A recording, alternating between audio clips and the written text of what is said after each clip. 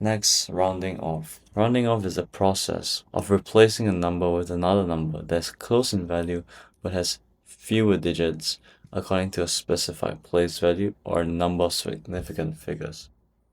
So, typically, a number is either rounded up or down. So let's let this number be x. If x is less than 5, we leave the number as it is. If x is 5 or greater, we add 1 unit to the rounding place. We'll explain this in the next slide. So, firstly, we need to find the step-by-step procedure. So first step, to identify the place value or significant figure position the question wants you to round to. Next, we look at the next digit to the right.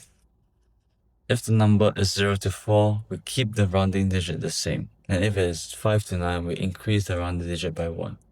So what this means is, let's say this is 14. Let's say they ask you to round to the nearest tens. So you need to look at it to the right. If it's 0 to 4, we keep the rounding digit the same. We keep the 1 the same. And if it's 5 to 9, we increase these by 1. Next, we remove all the digits to the right of the rounded place. So we use the similar 14 as just now. Since this 4 is 0 is within this 0 to 4, we also have to remove all this digit, meaning that we have to change the 4 to a 0. So therefore, it becomes a 10. So let's try this example. We are asked to round this number to 2 decimal places. Firstly, we observe that the second decimal place is the digit 4. Because they asked us to round to 2 decimal places, we look at the second decimal place. It's a 4. Next, we look at the next digit on the right, which is a 6, and we realize it's within the 5 to 9 range. So we add 1 unit to this 4. So we plus 1 to this 4, and boom, it becomes a 5. Now these two, 6 and 7, they become zeros because we just rounded to 2 decimal places. So everything after that, we can just change it to 0. And therefore, we write 2dp to show that we rounded it off to 2 decimal places. Let's try this example. Round this number to the nearest whole number, or nearest integer. Actually, it should be nearest integer of the ones place.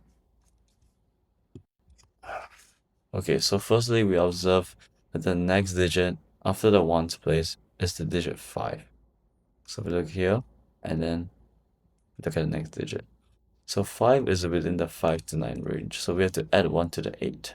So we plus 1 here, and boom, it becomes a 9. Then we remove the 5, because it's on the right of the number we're rounding it off to. So it becomes a 0. And yeah, we have to write that it's the nearest whole number. Okay, let's try this example. Round this number to 3SF. First, we need to understand that this number has 4 significant figures, as you can see, because these are leading zeros. So we look at the third significant figure. It's a 6. And then we look at the next one. It's a 7. And 7 is within the 5 to 9 range. So we add 1 unit to the rounding digit, which is this 6. So we plus 1 to the 6. And boom, it becomes a 7. And remove the 7 in this place. And there you write 3SF. So let's try some questions together. We're asked to round these numbers to 3 significant figures. In the second question, we're asked to round these numbers to the nearest whole number. But for the first part, as you can see, this is the third significant figure. So we look at the next digit, and it's below 5. So we keep the rounding digit the same and remove the digits behind it. So it becomes 45.6. Let's remove these. For this part over here, we look at the third significant figure, which is this, and we look at the next digit. Since it's 8 and it's above 5, we add 1 to this rounding unit of 6, and it becomes a 7 with plus 1. Then remove this digit. Next, for this one, we look at the third significant figure, which is this. This 0 is significant because it's between two non-zero integers. Therefore, we look at the 2, and since it's below 5, we don't change the rounding digit, and we just remove this 25 and make it 0 and 0. Therefore, this is the answer. For question 2, we're asked to round these two numbers to the whole number. So we look at the ones place, and we realize that it's a 7 on the right. Therefore, we have to round this up, and we round it to 46, and we get rid of the decimal place. For the second part over here, we look at the ones place again, and we realize that it's a 1 on the 10th place. And since it's below 5, we don't change the rounding digit, and we just change this to 0, 0, 0. You don't have to write the zeros, since they only ask you to round to the nearest whole number. Now the 7 is within the 5 to the 9 range, since it's on the 10th place. And since it's above that, we add 1 to the rounding unit. So 0 plus 1 gives us 1. And that's the nearest whole number. So here's a harder question for you to try. We are given a population of this city. Now we're asked to round it to the nearest million over here. And also asked to round to 3 significant figures. So here we look at the millions place, the 2. And we look at the next digit. And since it's at 8, we have to round it up. Therefore, we add 1 to the rounding unit, and we change the other digits to the right to zeros.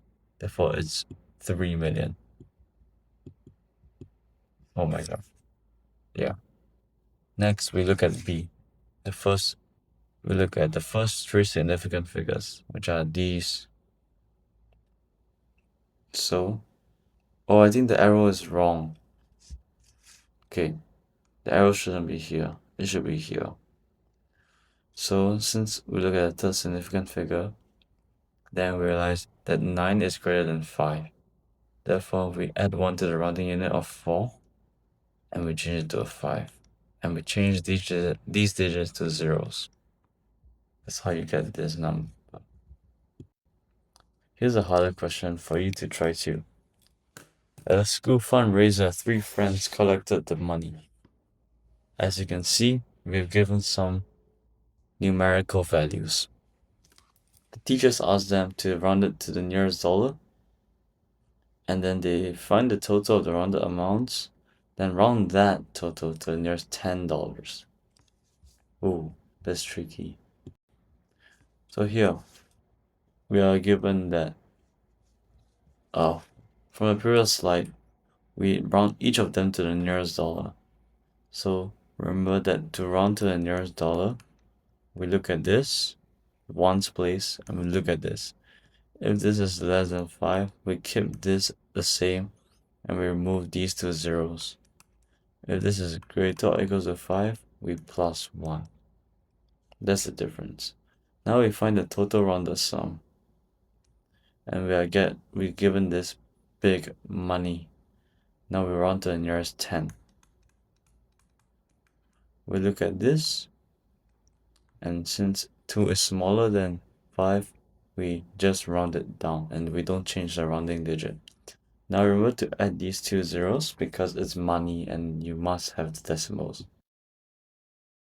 Smash your maths exams. Download Learn Maths Today for real exam questions and achieve top marks.